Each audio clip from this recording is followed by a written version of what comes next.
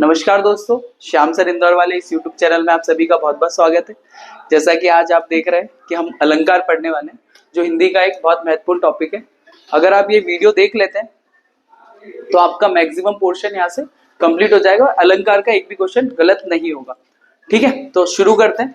चलो आ जाओ यहाँ पे सभी लोग। अब थोड़ा तुम लोग भी सीरियसली इधर देखो, है ना। चलिए, सबसे पहले तो अलंकार होता क्या है ये समझना है। ठीक है, तो जब आप बुक की डेफिनेशन पढ़ोगे तो बुक में ये लिखा है कि काव्य की शोभा बढ़ाने वाले शब्दों को, वर्णों को हम क्या कहते हैं? अलंकार कहते हैं। काव्य की शोभा बढ़ाने वाले शब्दों को हम क्या कहेंगे? अलंकार कहेंगे, है ना। कई जगह ये भी डेफिनेशन लिखी रखी है साहित्य में कि काव्य का जो गहना है वो अलंकार ही कहलाता है ना। मतलब गहना क्यों कोई लड़की क्यों पहनती है, ऐसे समझो, ताकि उसकी खूबसूरती में इजाफा हो, बढ़ोतरी हो, है ना। तो अलंकार क्या करता है? खूबसूरती को बढ़ाता है काव्य की, साहित्य की। क्लियर है? तो हमारा क्वेश्चन यही है कि अलंकार क्या है। तो अलंकार क्या है? जो काव्य की शोभा बढ़ाने वाले तत्वों को बोल दो, वर्णों को बोल दो, हम क्या बोलते हैं? अलंकार बोलते हैं। अच्छा, एक क्वेश्चन यहाँ से भी एक बार आया हुआ है कि अलंकार में कौन सी संधि है? अलंकार जो शब्द है इसी में कौन सी संधि है? तो आप लोगों ने संधि तो ऑलरेडी पढ़ी हुई है, तो इसको जैसे ब्रेक करोगे तो ये ऐसे टूटता है। ये अ, ल और ये बिंदी का आ जाएगा म। अलम धन कार। ठीक है, अलम धन कार, अलम धन कार। अब संधि समझने का बड़ा सिंपल सा तरीका है। अच्छा, ये कहाँ पे ब्रेक हो रही है? अलम और ये म और क पे ब्रेक हो रही है। म स्वर में आता है कि व्यंजन में? तो आपने पढ़ा होगा कि म किस में आता है? व्यंजन में आता है। अगर ये भी व्यंजन है और क भी किस में आता है? पहले ही व्यंजन है क, तो है ना। तो अगर ये दोनों व्यंजन में टूट रहे हैं तो अलंकार में कौन सी संधि होगी? व्यंजन संधि। इतना ज्यादा लोड लेना नहीं है। विसर्ग संधि होती तो यहाँ पे डबल डॉट वगैरह कुछ आता, पर अलंकार में कौन सी संधि होती? व्यंजन संधि। ये क्लियर हो गया। चलिए, अलंकार कितने टाइप के होते हैं? तो अलंकार हमारे पास होते हैं, मेनली अलंकार होते हैं 3 प्रकार के। ठीक है, शब्द अलंकार, उभय अलंकार और अर्थ अलंकार। शब्द अलंकार, उभय अलंकार और अर्थ अलंकार। शब्द अलंकार, देखो अलंकार का मीनिंग तो मैंने पहले ही क्लियर कर दिया आपको, जो काव्य की शोभा बढ़ाए। तो पहला ही वर्ड है कि शब्द अलंकार, जहां पे शब्दों के द्वारा काव्य की शोभा बढ़ाई जाती है, उसे हम क्या बोलेंगे? शब्द अलंकार। ठीक है, एक इसी से अगर आप यहां देखोगे तो एक क्या है? अर्थ अलंकार। अर्थ अलंकार जहां पे पूरा वाक्य लिख दिया है, वाक्य के अर्थ के द्वारा, अब यहाँ पे हम क्या निकाल रहे हैं? अर्थ। अर्थ के द्वारा काव्य की शोभा जहां बढ़ रही है उसे हम क्या बोलेंगे? अर्थ अलंकार। और इन दोनों का जो मिक्सचर होता है उसको बोलते हैं उभय अलंकार। उभयचर वर्ड सुना हुआ ना, उभयचर, एम्फोटेरिक जो आप सुनते हो, जो जल और थल दोनों में रह सकता है, वो उभयचर कहलाता है। समझ में आया ना। तो जिसमें दोनों की क्वालिटी हो, शब्द अलंकार और अर्थ अलंकार की दोनों की क्वालिटी हो, उसको हम क्या बोलते हैं? उभय अलंकार। आपको जो एग्जाम में आता है वो सिर्फ शब्द अलंकार या फिर अर्थ अलंकार से ही आता है। ठीक है, तो अब हम इसको आगे बढ़ाते हैं। देखिए, सबसे पहले है हमारा शब्द अलंकार। शब्द अलंकार भी आगे जाके 3 टाइप का है ना। पहले ध्यान रखना, एग्जाम में एक क्वेश्चन ये भी आ सकता है कि अलंकार कितने टाइप के होते हैं। तो अलंकार ये मत लिखना ये इतने सारे टाइप के होते हैं। अलंकार सिर्फ ये 3 होते हैं, शब्द अलंकार, उभय अलंकार और अर्थ अलंकार। ठीक है, शब्द अलंकार आगे जाके 3 भागों में ब्रेक होता है, जिसमें सबसे पहले आता है अनुप्रास, यमक और श्लेष। अब हम डिटेल में आते हैं इनके। ये सारे अलंकार आप देखो, अगर ये सिर्फ समझ ही लोगे ना, एक बार सुन भी लोगे, तो आपके सारे क्वेश्चन सही होंगे। अलंकार कुछ नहीं पढ़ना पड़ेगा आपको एक्स्ट्रा। ठीक है, अनुप्रास किस पे आए हम लोग? अनुप्रास। अच्छा, शब्द के अंदर अनुप्रास की जो डेफिनेशन है वो सिर्फ इतनी सी है, जहां पर एक ही वर्ण बार बार आए। एक ही वर्ण, शब्द नहीं बोल रहा हूं, वर्ण, एक वर्ण की आवृत्ति बार बार हो, वहां पे कौन सा अलंकार होगा? अनुप्रास अलंकार। मैं यहाँ पे वर्ण बोल रहा हूँ। जिन लोगों को वर्ण का आइडिया नहीं है, पहले समझो, जो आप अनारम पढ़ते हो अ से ज्ञ तक, वो वर्ण है। वो क्या है? वर्ण। 2 या 2 से अधिक वर्णों को मिला के एक शब्द बनता है, और बहुत सारे शब्दों को मिला के एक वाक्य बनता है। ठीक है, तो वाक्य अलग चीज हो गई, वर्ण अलग हो गए, शब्द अलग हो गए। क्लियर है? तो ये शब्द अलंकार में हमने जो पहला देखा अनुप्रास अलंकार, जहां पे वर्णों की आवृत्ति के द्वारा, वर्ण के द्वारा, किसके द्वारा? वर्ण की आवृत्ति के द्वारा, वर्ण की आवृत्ति के द्वारा काव्य की शोभा बढ़ाई जाती है, उसे हम क्या बोलते हैं? अनुप्रास अलंकार। जैसे बहुत सारे आपने वैसे भी सुना हुआ है कि चंदू के चाचा ने चंदू की चाची को, है ना, चांदी की चम्मच से चटनी चटाई, जो भी है पूरा, या खड़क सिंह के खड़कने से खड़कती हैं खिड़कियां, खिड़कियों के खड़कने से खड़कता है ना। इसमें ख ख ख वर्ण की बार बार आवृत्ति हो रही है, मतलब ये अनुप्रयास है। अनुप्रयास का मतलब बार बार रिपीटेशन होना एक ही वर्ण का। क्लियर हुआ? कोई डाउट तो नहीं है? चांदनी चौक में चांदी की चम्मच से, तो च च च वर्ण की आवृत्ति बहुत बार हो रही है।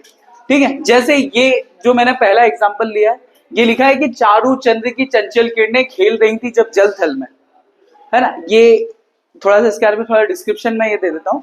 आप मैथिली शरण गुप्त की एक कविता है, ठीक है, जिसका नाम है पंचवटी। उसकी पहली लाइन है जिसमें राम जी और सीता जी के बारे में बताया हुआ है ना, कि चारू चंद्र की चंचल किरणें खेल रही थी जब जल थल में।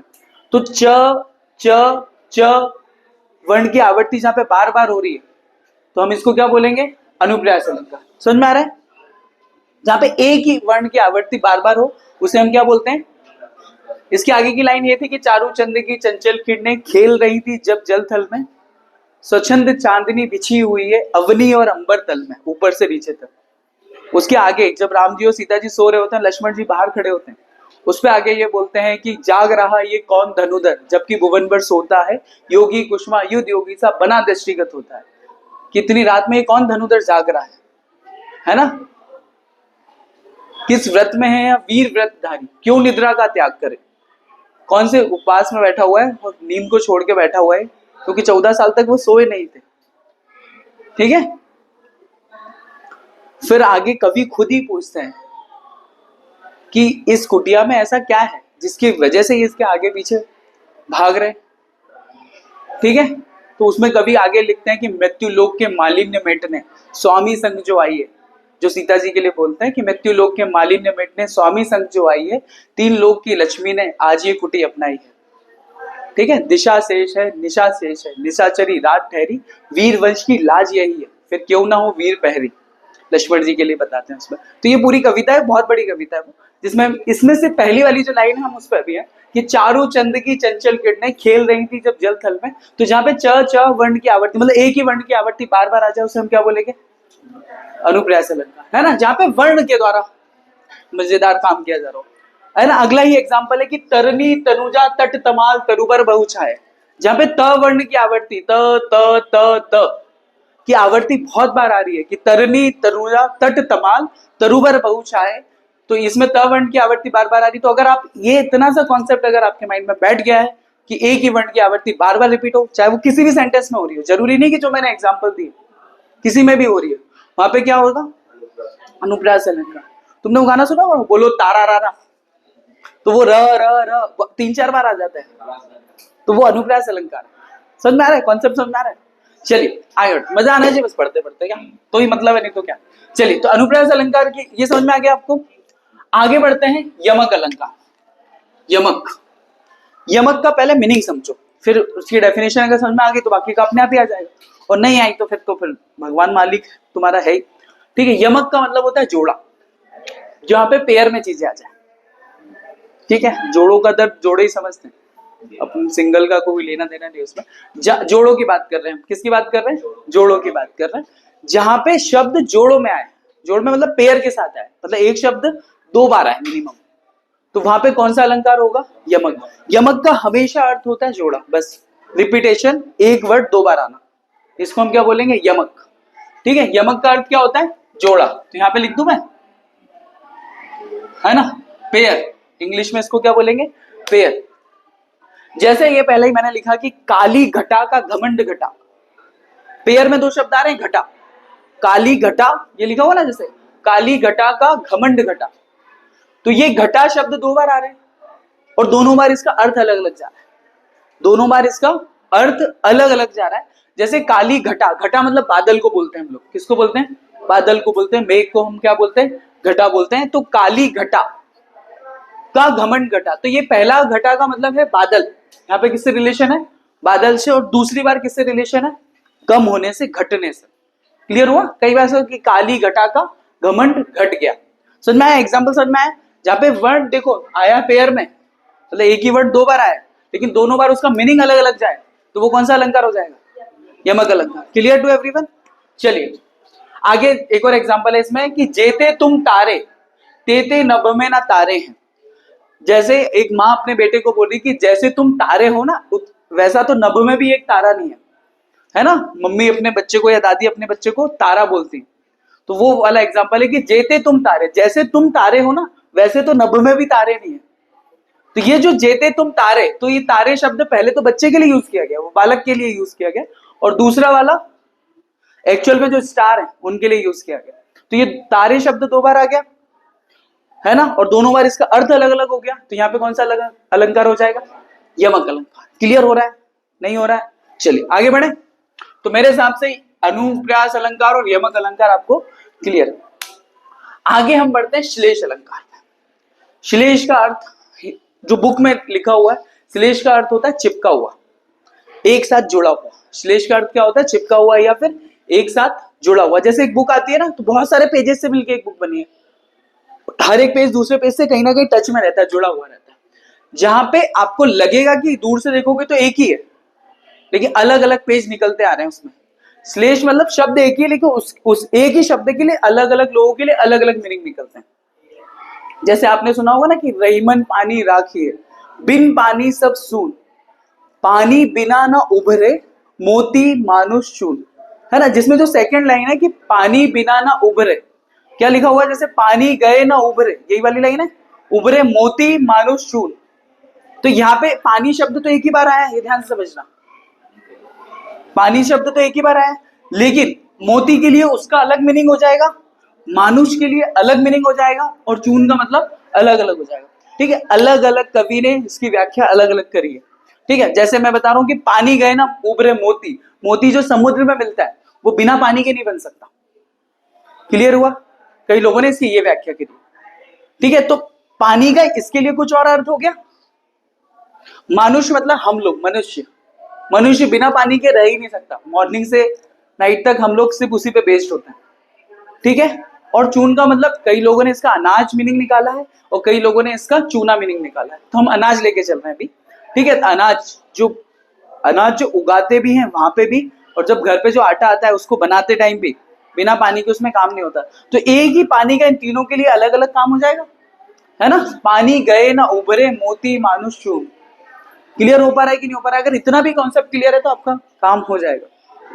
तो श्लेष का अर्थ क्या होता है? चिपका हुआ, मतलब यहाँ पे इन तीनों से चिपका हुआ है ये शब्द। मैं ये बताने की कोशिश कर रहा हूँ कि पानी का मोती के लिए कुछ अर्थ अलग है, मानुष के लिए कुछ अलग अर्थ है, और चून मतलब अनाज के लिए कुछ और मीनिंग है। चून मतलब हम उसको बोलते हैं आटे को, है ना। अब जरूरी नहीं है चून सिर्फ गेहूं का आटा हो, किसी भी चीज का जो आटा होता है, चाहे सिंगाड़े का हो चाहे ज्वार का हो, उन सबके आटे के लिए हम चून ही वर्ड यूज करते हैं। कई जगह जो ग्रामीण एरिया होता है वहां पे यही शब्द यूज किए जाते हैं। क्लियर हुआ? कोई डाउट तो नहीं है? मोती मानुष चून, इसमें कोई डाउट तो नहीं है? जैसे इस वाले में भी यही है कि सुवरन को ढूंढत फिरत, ये सुवरन एक शब्द है, उसको कौन कौन ढूंढ रहा है? कवि, व्यभिचारी और चोर। क्लियर है? तो अभी इस लिस्ट का मीनिंग समझ में आया था थोड़ा बहुत, है ना। तो अभी तक शब्द अलंकार मैंने कंप्लीट करा है, जो भी अपने को टाइम लगा। शब्द अलंकार में सबसे पहले हमने पढ़ा अनुप्रास अलंकार, जहां पे वर्ण, अगर आपको एक एग्जांपल भी याद है तो आपका सारा काम हो जाएगा। तरिणी, तनुजा, तट, तमा या चारू चंद की चंचल किरणें। समझ में आ रही कि नहीं आ रही बात? क्लियर है? यमक का मतलब होता है जोड़ा। जैसे काली घटा का घमंड घटा, तो जो काली घटा है मतलब बादल है, उसका क्या हो रहा है? घमंड घट रहा है। ठीक है, और श्लेष का मतलब चिपका हुआ, मतलब अलग अलग के लिए उसका अलग अलग अलग अर्थ है। ठीक है, मतलब एक व्यक्ति का ट्रीटमेंट अलग अलग लोगों के लिए अलग अलग है, इसको बोलते हैं श्लेष। इसका अर्थ होता है श्लेष। समझ में आया? कोई डाउट तो नहीं है इसमें? उभय अलंकार से आपको क्वेश्चन आते नहीं है, तो अब हम आते हैं अर्थ अलंकार के।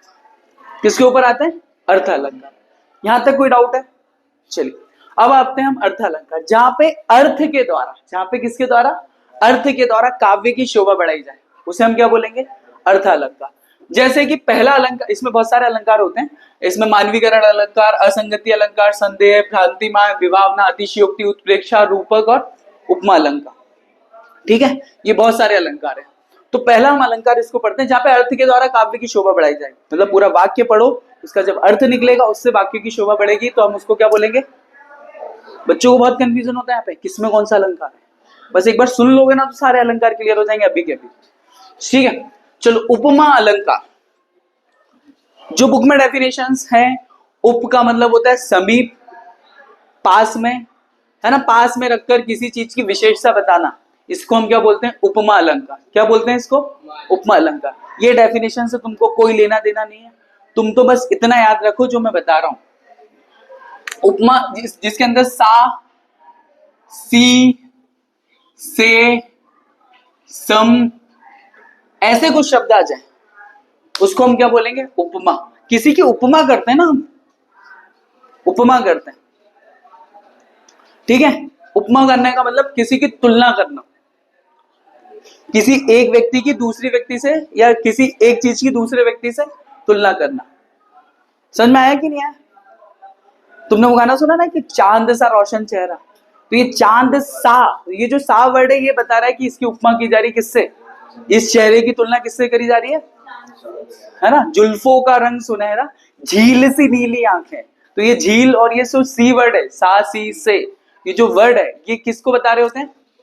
उपमा अलंकार को बता रहे होते हैं। क्लियर हो रहा है कि नहीं हो रहा है? तो जहां पे आपको इसमें से कोई सा भी शब्द सा, सी, से, सम शब्द आ जाए तो आप वहां समझ जाओ कि कौन सा अलंकार है? उपमा अलंकार। तुमने कई बार सुना मौसम कौन कुटिल कल खामी, है ना, उसमें हम सुनते हैं कई बार, ठीक है। तो देखो सासी से सम वर्ड कहीं पे आ जाएंगे तो वो कौन सा अलंकार? उपमा अलंकार।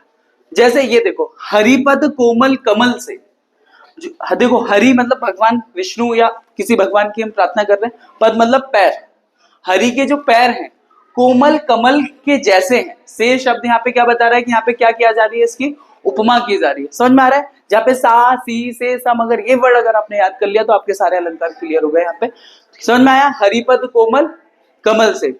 जैसे ये मोम सा तन धुल चुका, ठीक है, मोम सा मतलब मोम के जैसा तन, ये तुम पूरे उदाहरण पे मत जाओ डिटेल में, ये देखो ये सा वर्ड आ गया, ये सा वर्ड आ गया, तो इससे हमको क्या क्लियर हो गया? इसमें कौन सा अलंकार होगा? उपमा अलंकार। सा, सी, से, सम, हम इन शब्दों से किसी की तुलना करते हैं, ठीक है। बोलते ना कि हिरनी जैसी चाल, घोड़े जैसी चाल, सुना होगा ये। तो ये जो है यहाँ पे इसमें उपमा की जा रही है किसी की भी, ठीक है। तो मोम सा तन धुल चुका, दीप सा तन खिल उठा। क्लियर है? इसमें कोई डाउट तो नहीं है? क्लियर है? तो जहां सा, सी, से, सम शब्द आ जाए, इस टाइप के अगर वर्ड आ जाते हैं कहीं पे भी, तो वहां पे कौन सा अलंकार होगा? उपमा अलंकार होगा, ठीक है। क्लियर हुआ कि नहीं हुआ? अब आते हैं रूपक अलंकार। रूपक अलंकार बच्चों को क्लियर ही नहीं होता, कभी भी क्लियर होगा ही नहीं। जब भी आप पढ़ोगे ना डिटेल में भी, लिटरेचर में भी कभी पढ़ने का मौका मिला तो वो क्लियर ही नहीं होता है बच्चों को। रूपक अलंकार में ज्यादा ध्यान नहीं लगाना है आपको। रूपक अलंकार में जहां पे योजक चिन्ह आ जाए, जहां पे क्या आ जाए? योजक चिन्ह। योजक, योजक मतलब जोड़ने वाला। ये जो चिन्ह मैंने बनाया हुआ ना, ये वाला माइनस आपको लग रहा है, ये डैश, यहाँ पे योजक चिन्ह आ जाए। जैसे मैंने एक एग्जाम्पल लिखा हुआ है यहाँ पे कि उदित उदयगिरी मंच पर रघुवर बाल पतंग, तो रघुवर और बाल के बीच में यहाँ पे एक योजक चिन्ह मिल गया आपको। तो जहां पे योजक चिन्ह मिल जाए तो आप वहां पे कौन सा अलंकार हो जाएगा? रूपक अलंकार हो जाएगा, है ना। ये कहा कि जैसे उदित उदयगिरी मंच पर रघुवर बाल पतंग। अच्छा, तुम रामायण वाला पोर्शन है ये, रामायण में जब राम जी धनुष तोड़ने वाले ही होते हैं और जब उनको कहा जाता है कि आपको धनुष तोड़ना है, तो राम जी जब खड़े होते हैं उस टाइम के लिए कि उदित उदयगिरी मंच पर, ये उदयगिरी किसी पहाड़ का नाम है, उसके मंच पर रघुवर मतलब राम जी, बाल पतंग, पतंग का मतलब क्या होता है? एक मिनट, पतंग मतलब काइट नहीं होता, यही तो तुम्हारे साथ दिक्कत है। पतंग मतलब देखो, पत जो वर्ड है ना पतंग, ये मिट्टी को डिनोट करता है। ये पंख पतंग ये किसको डिनोट करता है? मिट्टी को डिनोट करता है हमेशा, समझ। जैसे कमल का जो पर्यायवाची है ना वो पंकज भी है। पंख जो शब्द है वो मिट्टी को, और उसमें जल शब्द लगा के ये बता रहे हैं कि पंकज जल में, मिट्टी में होने वाला, है ना, कीचड़ में होने वाला पंकज। नहीं है समझ में? क्लियर हो रहा है कि नहीं हो रहा है? कभी वो पढ़ने का मौका मिला तो वो भी पढ़ेंगे अपन, ठीक है। तो मैं क्या बोल रहा हूं आपको, यहाँ पे क्या मिल जाएगा? डैश मिल जाएगा। तो ये इस लाइन का मीनिंग है कि उदयगिरी मंच पर रघुवर जो है बिल्कुल छोटे से बच्चे के समान है ना, जो छोटे से बाल बच्चे नहीं होते जो मिट्टी में खेल रहे होते हैं, वैसे दिख रहे हैं वहां पे, जो धनुष तोड़ने के लिए जाने वाले आगे। क्लियर हुआ कि नहीं हुआ? चलो, तो ये रूपक अलंकार में क्या मिलेगा आपको? योजक चिन्ह। जैसे चरण कमल बंदो हरियाई, ठीक है, चरण कमल, तो ये चरण कमल के बीच में क्या आ गया? डैश आ गया। सो तुम चलो, ये क्लियर हुआ यहां तक? कोई डाउट तो नहीं है यहाँ पे? पक्का? जहां योजक चिन्ह आ जाए वहां रूपक अलंकार, जहां सा सी से शब्द आ जाए वहां पे किसी की उपमा कर रहे हो। क्लियर है? जैसे मैंने एग्जांपल भी दिए थे आपको। अब आते हैं उत्प्रेक्षा अलंकार। ये 2-3 अलंकार तो ऐसे हैं जो कभी आए समझ में ही नहीं आते बच्चों को। उत्प्रेक्षा अलंकार के लिए कुछ डेफिनेशन कुछ याद नहीं रखनी है आपको, बस कुछ ऐसे शब्द याद रखने हैं जो बार बार उसमें रिपीट होते हैं, जैसे मनु, मानहु, मानो, जानहु, जान, जानो। तो अगर ये 1-2 बार भी पढ़ लोगे तो याद आ जाएगा। जहाँ पे जानहु, मानहु जैसे शब्द जहां पे आ जाए वहां पे कौन सा अलंकार होगा? उत्प्रेक्षा अलंकार। जैसे ये से सो तुम जानहु अंतर्यामी, तो ये यहाँ पे कौन सा शब्द आ गया? जानहु शब्द आ गया। जानो, जैसा तुम जानो अंतर्यामी तुम वैसा करो। सो तुम जानहु अंतर्यामी, तो जानहु शब्द जहां पे आ गया वहां पे कौन सा अलंकार हो जाएगा? उत्प्रेक्षा अलंकार हो जाएगा। जैसे ये वाला सोहत ओढ़े पीत पट, श्याम सलोने गात मनहु, ये मनहु शब्द किसको बता रहा है कि ये उत्प्रेक्षा अलंकार है ना? ये लिखा ना यहाँ पे मनहु, मानहु, मानहु, जानहु, तो ये मनहु नीलमणि शैल पर आपत परयो प्रभात, ये कृष्ण जी के बारे में वैसे है ना। ये सोहत ओढ़े पीत पट, पीत मतलब पीले वस्त्र धारण किए हुए। श्री कृष्ण हमेशा देखोगे आप तो मैक्सिमम टाइम पे आपको पीले वस्त्र धारण किए हुए मिलेंगे। कि सोहत ओढ़े पीत पट, श्याम सलोने गात, है ना, तो पीले कपड़े पहन के श्याम जी कुछ गा रहे हैं, ठीक है, कृष्ण जी कुछ गा रहे हैं। मनहु नीलमणि शैलपत, ऐसे लग रहा है कि जो नीलमणि होती है ना, जो नीलमणि, जो सांपों के पास जो मणि होती है उसको नीलमणि से संज्ञा दी गई है, उसके ऊपर जस्ट सूर्य का प्रकाश पड़ा हो, वो जैसे चमक रहा है वैसे श्री कृष्ण लग रहे हैं वहां पे। ये पूरा वर्णन कर रहे हैं और इसका देखो, इस पूरे का अर्थ निकाल के आपको रोचक लग रहा है, आनंद आ रहा है, तो ये अर्थ के द्वारा निकाला जा रहा है, इसलिए इसका क्या नाम है? अर्थ अलंकार में आ रहा है। ठीक है, तो अपने को तो क्या देखना है? अपने को तो एग्जाम क्लियर करनी है ना। तो मनहु, मानहु, जानहु, जानहु, जान, इस टाइप के अगर कहीं शब्द मिल जाए तो जैसे ये देखा, सो तुम जानहु अंतर्यामी, या फिर सोहत ओढ़े पीत पट, श्याम सलोने गात, मनहु नीलमणि शैल पर आपत परयो प्रभात।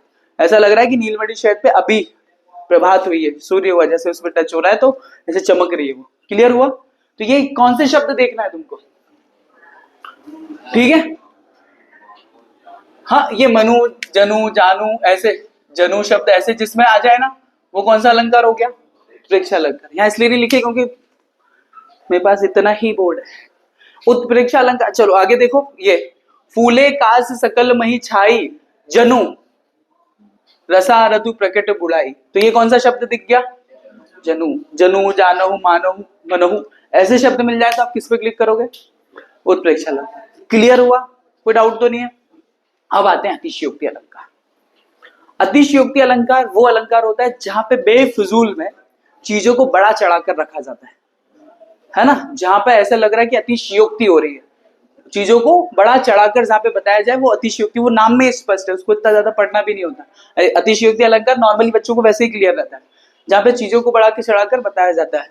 जैसे वो महाराणा प्रताप का घोड़ा था ना, उसके लिए बताते थे कि अचानक पड़ी नदी अपार, घोड़ा कैसे उतरे पार, जब तक राणा ने सोचा इस पार, चेतक था उस पार, है ना। तो अचानक पड़ी नदी अपार, घोड़ा कैसे उतरे पार, तो ये तो अभी सोच रहे कि घोड़ा कैसे उतरे, जब तक राणा ने सोचा इस पार, घोड़ा उस पार हो चुका था। मतलब इतना अतिशयोक्ति अलंकार है, बड़ा चढ़ा के वहां पे चीजों को बताया जा रहा है ना। जैसे यहाँ पे मैंने लिखा कि देख लो ये साकेत नगरी, ये शब्द नहीं लगाया मैंने, देख लो ये साकेत नगरी, यही स्वर्ग से मिलने गगन में जा रही है। स्वर्ग से मिलने ही कहां जा रही है? गगन में जा रही है। मतलब इस तरीके से वो सजी हुई है कि ये स्वर्ग से मिलने कहां जा रही है? गगन में जा रही है। समझ में आ रहा है कि नहीं आ रहा? तो यहाँ पे चीजों को बड़ा चढ़ा कर बताया जाए। समझ में आ रहा है कि नहीं आ रहा है? क्लियर हुआ कि नहीं हुआ? कोई डाउट है यहाँ पे तो बताओ, आगे बढ़े। ठीक है, इसके तो बहुत सारे एग्जाम्पल है, अतिशयोक्ति के तो ढेर सारे एग्जाम्पल है। अगर आपको पढ़ने से ये समझ में आ जाए कि चीजों को बड़ा चढ़ा कर रखा जा रहा है तो वहां पे कौन सा अलंकार होगा? अतिशयोक्ति अलंकार होगा। ठीक है, आगे बढ़े हम। उपमा, सासी से सम, रूपक में क्या मिलेगा? योजक चिन्ह। उत्प्रेक्षा में मनहु, मानु, मनहु, जानहु, जान, ऐसे जब शब्द मिलेंगे तो क्या होगा? उत्प्रेक्षा अलंकार, और फिर अगला अलंकार अतिशयोक्ति भी हमने क्लियर किया। अब आगे है विभावना अलंकार। कौन सा है? विभावना अलंकार। विभावना अलंकार वो अलंकार होते हैं जिनमें तुमको कारण का स्पष्ट ही नहीं हो रहा कि किस कारण से चीजें हो रही है, रीजन नहीं पता आपको, बस हो रहा है, बस हो रहा है, लॉजिक नहीं है उसमें। जैसे प्यार में होता है ना, लॉजिक नहीं, बस हो जाता है तुमको। ठीक है, तो इसको हम क्या बोलते हैं? विभावना अलंकार। ठीक है, जिसमें क्या कारण पता ही ना चले कि कोई सी चीज किस कारण से हो रही है, उस अलंकार को हम क्या बोलते हैं? विभावना अलंकार। जैसे इसका एग्जाम्पल लिख रखा है हमने कि बिनु पद चले, बिना पैरों के चल रहे हैं, बिनु पद चले, सुने बिनु काना, और सुन रहे बिना कानों के। तो बिनु पद चले, सुने बिनु काना, कर बिनु करम, बिना किसी कर्म करे, करें विधि नाना। अलग अलग चीजें बहुत करते हैं। ठीक है, समझ में आया? ये यहां से लग रहा होगा बिनु पद चले, बिना पैरों के चल रहा, सुने बिनु काना, मतलब कारण स्पष्ट नहीं है कि कैसे हो रहा है वो, पर वो हो रहा है। तो वहां पे कौन सा अलंकार हो जाएगा? विभावना। आपको एक शब्द याद रखना है कि जहां पे कारण स्पष्ट कभी ना हो, उस अलंकार को हम क्या बोलते हैं? विभावना अलंकार। क्लियर है? कोई डाउट है इसमें? जहां पे कारण नहीं पता चल रहा हो, वहां पे कौन सा अलंकार है? विभावना अलंकार। फिर आता है भ्रांतिमान अलंकार। भ्रांतिमान, भ्रम, जहां पे भ्रम हो जाए कि कोई सी चीज है या नहीं है। जैसे मृग मरीचिका सुना होगा ना, सड़क पे आप जाते हो, है ना, डामर की सड़क पे पानी होने का भ्रम हो रहा है, तो एक्चुअल में है नहीं, पर आपको क्या हो रहा है? भ्रम हो रहा है। तो अगर ऐसा भ्रम हो रहा है तो वहां पे ऐसी शब्दावली में कहीं आ रहा है, लिटरेचर में कहीं आ रहा है, तो वहां पे कौन सा अलंकार होगा? भ्रांतिमान अलंकार। जैसे ये हो गया ना बिनु, ये किस में आएगा? बिनु पद चले, इसमें कारण स्पष्ट हो रहा है क्या? नहीं हो रहा है, तो ये कौन सा हो गया? विभावना अलंकार। अब आगे भ्रांतिमान, जहां पे आपको भ्रम हो जाए, जैसे देखकर उसको हुआ शुक मौन है। अच्छा, शुक का मतलब क्या है यहाँ पे? शुक हम बोलते हैं पैरोट को, जो होता है ना, पैरोट को हिंदी में क्या बोलते हैं? जो तोता होता है, एक्चुअल में गांव वाले लोग उसको शुक ही बोलते हैं, जैसे मैं बोल रहा हूँ। ठीक है, उसको क्या बोलते हैं? शुक। शुक। तो उसको क्या करा? किसी कांच के सामने रख दिया। तो कांच के सामने किसी भी जानवर को आप रख, तो वो या तो उसके ऊपर भौंकने जो भी समझ में आ रहा है, या चुप हो जाएगा। तो वो उसके ऊपर ये है कि देख कर उसको हुआ शुक मौन है, उसको देख के वो शुक क्या हो गया? मौन हो गया। ये कई बार ऐसी जगह पे बताया जाता है कि कई जानवर पानी पीने जा रहे हैं तो पानी में अपनी छवि देख रहे हैं कि वहां पे कोई है, समझ? उनको भ्रम हो रहा है कि वहां पे है एक्चुअल में, पर एक्चुअल में नहीं होता है। तो कांच में या ऐसी जगह पे देख के उनको ऐसा लग रहा है कि वहां पे कोई है। समझ में आया कि नहीं आया? तो देख कर उसको हुआ शुक मौन है, सोचता है ये अन्य शुक कौन है। आपको इसको ऐसे भी समझ सकते हो कि कांच के सामने रखा हुआ है, तो वो ये सोच रहा है कि इसके अंदर, कांच के अंदर दूसरा शुक कौन है, दूसरा तोता कौन आ गया। तो यहाँ पे उसको क्या हो रहा है? भ्रम हो रहा है। और जहां पे थोड़ा बहुत भी भ्रम होने की, आपको भ्रम हो जाए, ठीक है, तो वहां पे कौन सा अलंकार होगा? भ्रांतिमान अलंकार। इसमें कोई दिक्कत है? कोई डाउट है इसमें? है ना, विभावना, फिर क्या हो गया? भ्रांतिमान, जहां पे क्या हो जाए? आपको भ्रम हो जाए। अब आते हैं संदेह अलंकार के ऊपर। संदेह समझते हो? डाउट, डाउट हो जाए किसी के ऊपर, है ना, लाख विश्वास संभाले मगर एक संदेह जाते जमाने लगे, है ना। किसी के ऊपर अगर डाउट हो जाए तो फिर तो हालत ही खराब हो जाए। आपको गलती से आपकी गर्लफ्रेंड के ऊपर डाउट हो जाए तो आपकी बात तो बजी बजेगी। इसलिए कभी भी किसी पे डाउट नहीं करना चाहिए ना। दो तरीके होते हैं जीने के, या तो पूरा भरोसा रखो या हर व्यक्ति पे शक करते रहो। तो पूरा भरोसा रखने वाला ज्यादा बेहतर होता है। ठीक है, हमको लाइफ की चीजें नहीं सीखनी है यहाँ पे। अच्छा, आगे आते हैं, हम किसको पढ़ रहे थे भैया? संदेह अलंकार, जहां पे आपको संदेह हो जाए कि एक्चुअल में क्या है। ठीक है, तो जब द्रौपदी का चीरहरण हो रहा था तो वहां कृष्ण जी आते हैं लास्ट में बचाने के लिए। तो उस टाइम पे ये लिखा गया था कि सारी विच नारी है या नारी विच सारी है, क्योंकि वो चीर इतना बढ़ाते जा रहे थे, मतलब सारी का हिस्सा इतना बढ़ाते जा रहे थे, तो ये समझ में नहीं आ रहा था कि कौन है वहां पे, द्रौपदी है या नहीं है। तो वो है कि सारी विच नारी है या नारी विच सारी है, कि सारी है या नारी है, या नारी है या सारी है, समझ में ही नहीं आ रहा है। जहां पे डाउटफुल कंडीशन है। समझ में आ रहा है कि नहीं आ रहा है? क्लियर हो रहा है कि नहीं हो रहा है? इन दोनों में बच्चों को बहुत कंफ्यूजन होता है।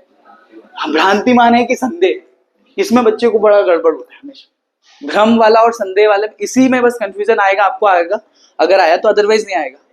ठीक है, ये क्लियर है? यहाँ समझ में नहीं आ रहा है कि सारी विच नारी है या नारी विच सारी है, ये सारी है या नारी है, या नारी है या सारी है। क्लियर हुआ कि नहीं हुआ? यहाँ पे डाउटफुल कंडीशन है कि किस में क्या जा रहा है, तो वहां पे कौन सा अलंकार हो जाएगा? संदेह अलंकार हो जाएगा। क्या हो जाएगा? संदेह अलंकार, जहां पे आपको संदेह हो रहा है। क्लियर हुआ? कोई डाउट तो नहीं है? आगे हम बढ़ते हैं, संदेह के बाद आगे बढ़ सकते हैं। चलिए आगे बढ़ते हैं। तो ये अगला अलंकार कौन सा है? असंगति अलंकार। कौन सा है? असंगति अलंकार। असंगति अलंकार बड़ा सिंपल है, पता है कि मतलब प्रॉब्लम कहीं और है, दुख हमको हो रहा है। ठीक है, जैसे आपको कुछ हो जाता है ना, तो हुआ आपको, मम्मी को दुख अलग हो रहा होता है उस चीज का, जिसमें लगी मम्मी को है ही नहीं कभी। ठीक है, आप घर पे नहीं आए तो उनको पीर में है, वो दुख में है, इसको बोलते हैं। वो सुना ना कि को बहुत सारे गाने आते हैं कि चोट लगे तुझको तो दर्द मुझको होता है, भाई भाई में अक्सर ये होता है ना। तो चोट लगी उसको, दर्द मुझे हो रहा है, मतलब कि कारनामा कहीं और ही हो रहा है, जल आप रहे हो, अच्छा बुरा आपको लग रहा है, वहां बोलते हैं असंगति, जिससे उसका लेना देना ही नहीं है, तब भी वो असर होता है, तो उसको क्या बोलते हैं हम? असंगति अलंकार, है ना। एग्जाम्पल वही जो मैंने बताया आपको। ठीक है, तो असंगति अलंकार का एक ही एग्जाम्पल है कि हृदय घाव मेरे पीर रघुवर के, पीर मतलब दर्द, है ना। हृदय में घाव मेरे हैं और जो दर्द हो रहा है वो रघुवर जी को हो रहा है। ठीक है, जब लक्ष्मण जी को मूर्छा आ जाती है, याद है थोड़ा बहुत, तो हनुमान जी फिर बूटी लेने चले आते हैं। ठीक है, तो वो वहां का है कि हृदय घाव मेरे, लक्ष्मण जी खुद बोल रहे हो जैसे कि घाव हृदय में, तो घाव मेरे है, लेकिन दर्द किसको उठ रहा है? राम जी को उठ रहा है कि हृदय घाव मेरे पीर रघुवर के। असंगति का सिर्फ इतना सा मीनिंग है, प्रॉब्लम कुछ और है, समस्या कुछ और है। ठीक है, मतलब समस्या वो कहीं और हो रही है और दिक्कत किसी और को हो रही है, तो वहां असंगति हो रही है। वहां क्या हो रही है? असंगति हो रही है। क्लियर हुआ कि नहीं हुआ? कोई डाउट तो नहीं है इसमें? चलिए लास्ट वाले पे बढ़ते हैं हम लोग, जो एग्जाम में काफी फेमस है, ये तो फिक्स है, आएगा ही आएगा आपका, मानवीकरण अलंकार। बड़ा सिंपल है, जहां पे प्रकृति के सौंदर्य का या प्रकृति का किसी इंसान से तुलना कर दिया जाता है। ठीक है, जहां पे इंसान से तुलना कर दी जाती है, वो बोलते हैं ना, ये दुनिया एक दुल्हन, दुल्हन के माथे की बिंदिया, ये दुनिया दुल्हन, दुनिया को हमने क्या बना दिया? पूरी प्रकृति को हमने एक दुल्हन बना दिया, तो उसका हम क्या कर रहे हैं? मानवीकरण कर रहे हैं ना। समझ पा रहे हो कि नहीं आ रहे? तो जहां पे आप मानवीकरण करो किसी का, तो वहां पे कौन सा अलंकार हो जाए? मानवीकरण। बड़ा सिंपल है, इसमें आपको देखते से समझ में आ जाएगा। जैसे मैंने ये लिखा कि मेघ आए बड़े बन ठन के, सवर के इंसान लोग आते हैं ना, यहाँ पे ये मेघ मतलब बादलों की तुलना हम किससे कर रहे हैं? मतलब जब प्रकृति का किससे तुलना कर दी जाए? इंसानों से जब तुलना कर दी जाए, तो वहां पे कौन सा अलंकार हो जाएगा? मानवीकरण, है ना। बड़ा सिंपल होता है मानवीकरण अलंकार, जहाँ पे कई राइटर्स ने करी हुई है तुलना। मैंने बादल को घिरते देखा है, बिहारी जी ने जो लिखा हुआ है ना। तो ये अलग अलग जब राइटर्स को आप पढ़ेंगे तो वहां समझ में आ जाएगा लेखकों को, है ना, कवियों को, कि उन्होंने तुलना करी है। ठीक है, ये सब क्लियर हुआ आप सभी को, है ना। शॉर्ट में मैं 1 मिनट में पूरा बता देता हूँ पूरा। सबसे पहले अलंकार में कौन सी संधि होती है? व्यंजन संधि होती है। शब्द अलंकार, जहाँ पे एक ही शब्द या एक ही वर्ण आ रहा है, रिपीटेशन हो रहा है, वह शब्द अलंकार। ठीक है, जहाँ पे अनुप्रास, यमक और श्लेष होते हैं, च च वर्ण की आवृत्ति, ये देख लिया आपने। यहाँ पे जोड़े में शब्द है लेकिन अर्थ अलग अलग निकले, काली घटा का घमंड घटा, एक जगह घट रहा एक जगह बढ़ रहा। ठीक है, श्लेष मतलब चिपका हुआ, एक ही चीज का अर्थ तीनों के लिए अलग अलग है। जैसे पानी का अर्थ इनके लिए अलग है, इन तीनों के लिए सुबरन का अर्थ कुछ और है। ठीक है, और फिर हम आए थे अर्थालंकार, जिसमें सासी से समवर्ण जब वो कौन सा हो जाएगा? उपमा, जो मैंने एग्जाम्पल और भी दिए थे आपको। ठीक है, जैसे मोम सा तन, मतलब मोम जैसा तन, है ना। हरिपद कोमल कमल से, बहुत सारे एग्जाम्पल हो सकते हैं, जैसे सासी से शब्द वर्ड आ जाए। रूपक अलंकार वहां होगा जहां पे योजक चिन्ह दिख जाए, है ना। तो आप तो ये याद कर लीजिए, चरण कमल बंदो हरिया, ये एग्जाम्पल बहुत बार आता है। तो यहाँ डैश आपको दिख गया, क्लियर, बहुत सारी जगह मिल जाएगा आपको। उदयगिरी मंच पर रघुबर और बाल के बीच में क्या आ गया? यहाँ पे डैश आ गया, योजक चिन्ह। उत्प्रेक्षा, मनहु मानहु, ये थोड़ा टफ पड़ेगा, पर आपको ये शब्द अगर याद है तो क्लियर हो जाएगा। क्लियर है? अतिशयोक्ति अलंकार, जहाँ पे चीजों को बढ़ा के, है ना, गाने भी बहुत सारे ऐसे बनाते हैं कि सुनो ना संगमरमर की ये दीवार है, कुछ भी नहीं है आगे तुम्हारे। ठीक है, ठीक है, तो उसकी लड़की की तुलना, उस नायिका की तुलना वो कहां से कर रहा है? दीवारों से नहीं कर रहा है, ताजमहल से कर रहा है। हाँ, संगमरमर मतलब वो उसी के लिए वहां डिफाइन किया हुआ है उस गाने में, मतलब उसको समझो ना वो किस चीज के लिए बता रहा है। तो वहां पे अतिशयोक्ति कर रखा है उन्होंने। ठीक है, विभावना जहाँ कारण स्पष्ट नहीं है, है ना, यही वाला बहुत बार आएगा, बिनु पद चले, बिनु पद काना, मतलब सुन भी रहे बिना कानों के, चल भी रहे बिना पैरों के। भ्रांति, जहां भ्रम हो जाए आपको कि कुछ है या नहीं है, तो वो शुक एक कांच में देख के चुप हो जा रहा है और सोच रहा है कि ये अंदर कौन है, जबकि वहां पे एक्चुअल में कोई है ही नहीं, भ्रम हो रहा है। और संदेह, संदेह हो रहा है कि कोई है या नहीं है।